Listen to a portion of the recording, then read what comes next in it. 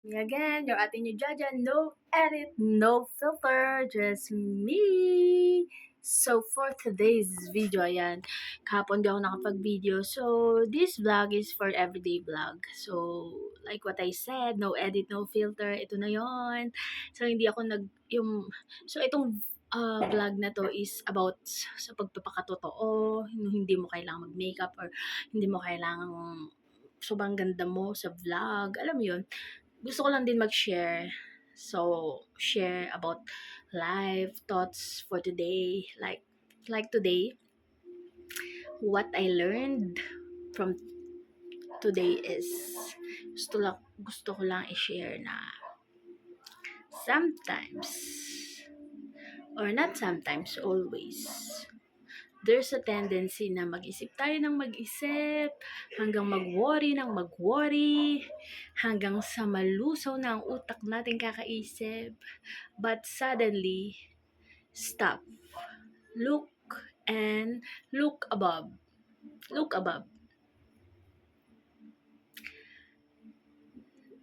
Remember that someone up above is always taking care of you, watching you, and always protecting you. Kasi hindi niya mapipigilan yung pagiging careless mo, pagiging katangahan mo, but someone is taking care of you. You don't have to worry for everything. You don't need to worry for everything. Because if you have God in your life, surrender it to Him, He will take care of everything, okay? Like today, I have a documents na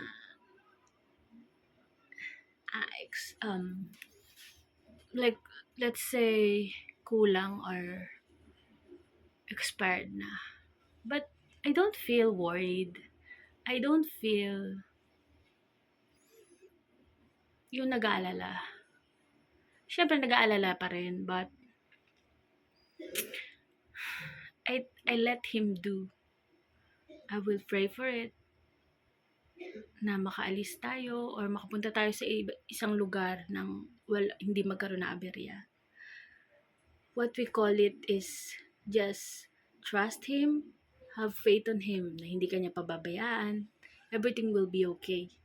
Kasi kung isip tayo ng isip ng isip, baka ganito, baka ganyan, yes, makukulta yung utak natin. What I learned is, you have to trust Him. Para saan pang nagpipray ka? Para saan pang meron kang God, meron kang Jesus?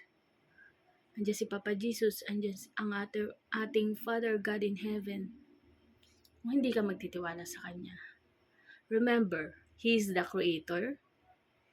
He is everything. He can do everything for you. You just have to trust Him.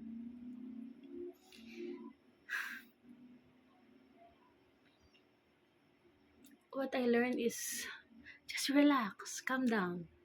Everything will be okay. Yes, magkakaroon ng mga something, but everything will be okay, alright? Always remember that He is taking care of you. He will take care of you at hindi ka niya pababayaan. Everything will be okay. If may kulang ka,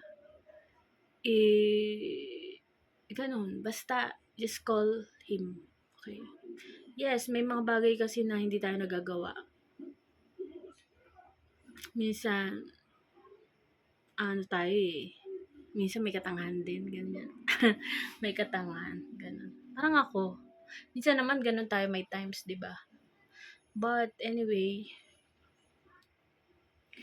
so tayo mag-isip na mag-isip. Just give it to Him, surrender it to Him. God, ikaw na pong bahala sa problema ko. Ayoko pong mag-isip. Alam ko ikaw na pong bahala. Hindi niyo po ako pababayaan. That's it! That's so easy. God will take care of you. In Jesus' name, paalisin niyo po yung mga negative thoughts, negative here in this house. That's it. I hope may na-share ako sa inyo maganda. At sana, ganun din kayo. I-try nyo mag-trust. Have faith on Him. And hindi mo kailangang mag-worry. Stress-free. Okay? Everything will be okay. Just comment down below if you experience this. Okay? And don't forget to subscribe to my channel. Like and share. Subscribe! O para sa mga no edit, no filter dyan. Magpakatotoo lang kayo. Hindi nyo kailangan laging ganito, ganyan. Takot sa camera na walang ganyan.